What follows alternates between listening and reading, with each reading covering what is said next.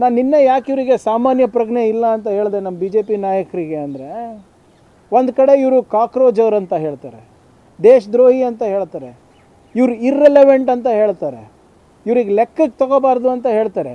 ಆದರೆ ಇವರ ಕೇಂದ್ರದ ನಾಯಕರು ಮೂರು ಸರಿ ಇವರಿಗೆ ನಿಗೋಸಿಯೇಷನ್ಸಿಗೆ ಕರೀತಾರೆ, ಮಾತುಕತೆಗೆ ಕರೀತಾರೆ.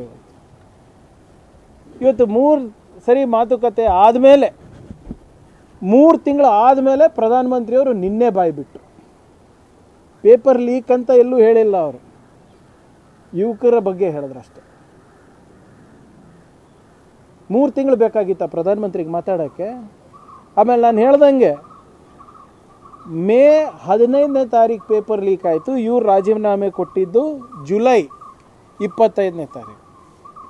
3.5 ತಿಂಗಳು ಸ್ವಾಮಿ, 3.5 ತಿಂಗಳು ನಾನು ಏನೂ ಮಾಡೇ ಇಲ್ಲ ಅಂತ ಹೇಳಿದವರು ಇವತ್ತು ರಾಜೀನಾಮೆ ಕೊಟ್ಟಿದ್ದಾರೆ. ಇವತ್ತನ ಎದ್ದಿದ್ದೀರಾ, ಭಾಳ ಸಂತೋಷ. ಆದರೆ ವಿದ್ಯಾರ್ಥಿಗಳು ಕೇಳ್ತಾ ಇರೋದು 3-4 ಬೇಡಿಕೆ ಇದೆ. ಒಂದು ರಾಜೀನಾಮೆ ಇತ್ತು, ಇನ್ನೊಂದು ಕಾಂಪನ್ಸೇಷನ್ ವಿಚಾರ ಇದೆ. ಯಾರ್ಯಾರು ಆತ್ಮಹತ್ಯೆ ಮಾಡ್ಕೊಂಡಿದ್ದಾರೆ ಅವ್ರ ಕುಟುಂಬಕ್ಕೆ ಸುಮಾರು 1 ಕೋಟಿ ರೂಪಾಯಿ ಕೊಡಬೇಕು ಅಂತ ಅವರು ನಿನ್ನೆ ಮಾತುಕತೆ ಆಗಿದೆ. ಅದನ್ನೂ ಕೂಡ ಹೇಳಿಲ್ಲ ಪ್ರಧಾನಮಂತ್ರಿಯವರು, ನಾನು ಮಾಡ್ತೀನಿ ಅಂತ ಹೇಳಿಲ್ಲ ಇನ್ನು. ಮತ್ತು ಎಲ್ಲ FIRs ಕೂಡ ವಿಡ್ರಾ ಮಾಡ್ಕೋಬೇಕು ಅಂತ. ಮತ್ತು ನಾನು ಧರ್ಮೇಂದ್ರ ಪ್ರಧಾನ್ ಅವರ ರಾಜೀನಾಮೆ ಪತ್ರವನ್ನು ಓದಿದೆ. ತಾವು ಓದಿದಿರೋ ಇಲ್ಲೋ ಗೊತ್ತಿಲ್ಲ, ಈಗ ಹಿಂದಿನಲ್ಲಿದೆ, ಕಷ್ಟಪಟ್ಟು ನಾನು ಓದಿದೆ. ಈಗ ಅವರ ಲ್ಯಾಂಗ್ವೇಜು, ಅವರ ಟೋನ್ ಆ್ಯಂಡ್ ಟೆನಾರ್ ಏನಿದೆ, ಅವರು ಬರೆದಿರೋ ರೀತಿ ಏನಿದೆ ಅಂದರೆ, ನೀವು ನೋಡಿ, जंतर मंतर पर और देश में जो स्थिति बनी है, इस स्थिति का राष्ट्र विरोधी ताकतें लाभ ना उठाए, देश की एकता बनी रहे ಅಂತ ಹೇಳ್ತಾರೆ. ಅಂದರೆ ನಾನು ರಾಜೀನಾಮೆ ಕೊಡ್ತಾ ಇರೋದು ನಾನು ಪೇಪರ್ ಲೀಕಿಗೆ ಜವಾಬ್ದಾರಿ ತೊಗೊಂಡು ಕೊಡ್ತಾ ಇಲ್ಲ, ನಾನು ದೇಶ ವಿರೋಧಿ ಶಕ್ತಿಗಳು ಒಂದಾಗಬಾರ್ದು, ಅವರಿಗೆ ಅಡ್ವಾಂಟೇಜ್ ಆಗುತ್ತೆ, ನಾನು ರಾಜೀನಾಮೆ ಕೊಟ್ಟಿಲ್ಲ, ಅದಕ್ಕೆ ನಿಮ್ಮ ಮೇಲೆ ಉಪಕಾರ ಮಾಡಿ ನಾನು ರಾಜೀನಾಮೆ ಕೊಡ್ತಾ ಇದ್ದೀನಿ ಅಂದ್ಬಿಟ್ಟು ಅವ್ರು ಇಲ್ಲಿ ಉಲ್ಲೇಖಿಸ್ತಾ ಇದ್ದಾರೆ. ಏನು ಅರ್ಥ ಇದು? ಎಲ್ಲನ ಒಂದು ಕಡೆ ನನ್ನ ಕಡೆಯಿಂದ ತಪ್ಪಾಗಿದೆ, ನಾನು ಜವಾಬ್ದಾರಿ ತಗೊಳ್ತಾ ಇದ್ದೀನಿ, ಪೇಪರ್ ಲೀಕ್ ಬಗ್ಗೆ ಎಲ್ಲೂ ಕೂಡ ಇಲ್ಲಿ ಪ್ರಸ್ತಾಪನೆ ಇಲ್ಲ. To ensure anti national forces don't take advantage, I am resigning ಅಂತ ಹೇಳ್ತಾರೆ.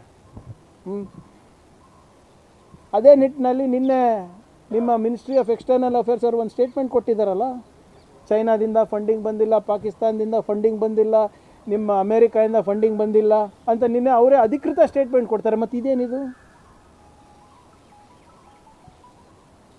ಅದೇನೋ ನಮ್ಮ ಕಡೆ ಗಾದೆ ಇದೆ ಅಲ್ಲ,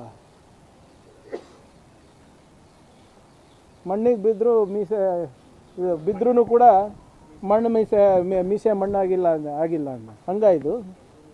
ಆದರೆ ದ ಬಿಗ್ಗರ್ ಕ್ವೆಶ್ಚನ್ ರಿಮೇನ್ಸ್, ಮೊನ್ನೆ ನಡೆದಂಥ ಲಾಠಿ ಚಾರ್ಜ್ ಯಾರು ಮಾಡಿಸಿದ್ದು, ಯಾರ ಆದೇಶದ ಮೇಲೆ ನಡೀತು, ಯಾಕೆ ಇದ್ರ ಬಗ್ಗೆ ಅಮಿತ್ ಶಾ ಅವರು ಇನ್ನೂ ಕೂಡ ಮಾತನಾಡ್ತಾ ಇಲ್ಲ?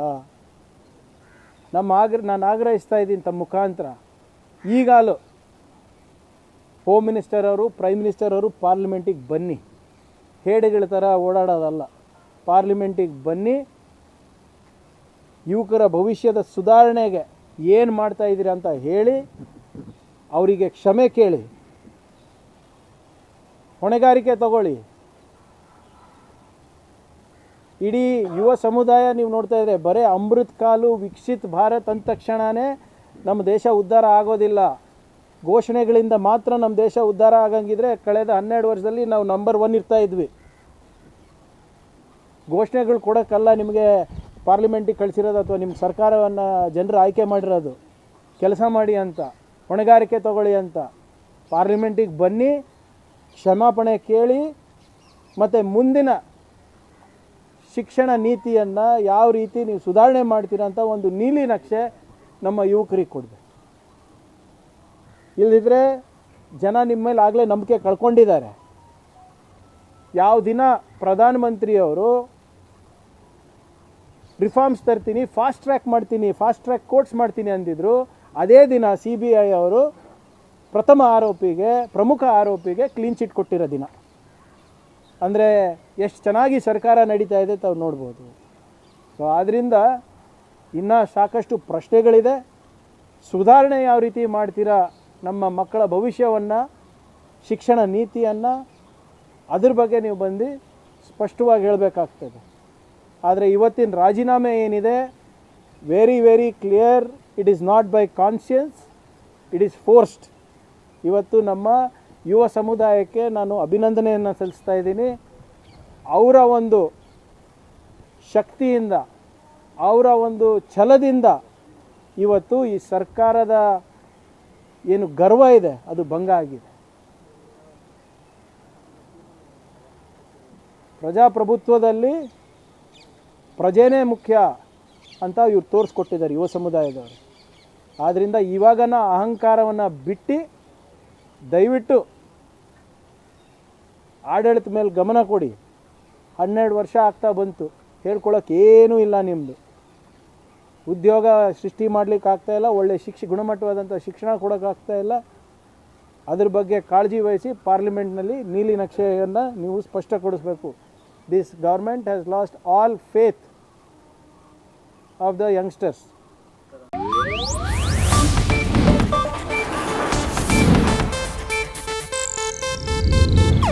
ಇದು ಏಷ್ಯಾನೆಟ್ ನ್ಯೂಸ್ ನೆಟ್ವರ್ಕ್ ಪ್ರಸ್ತುತಿ.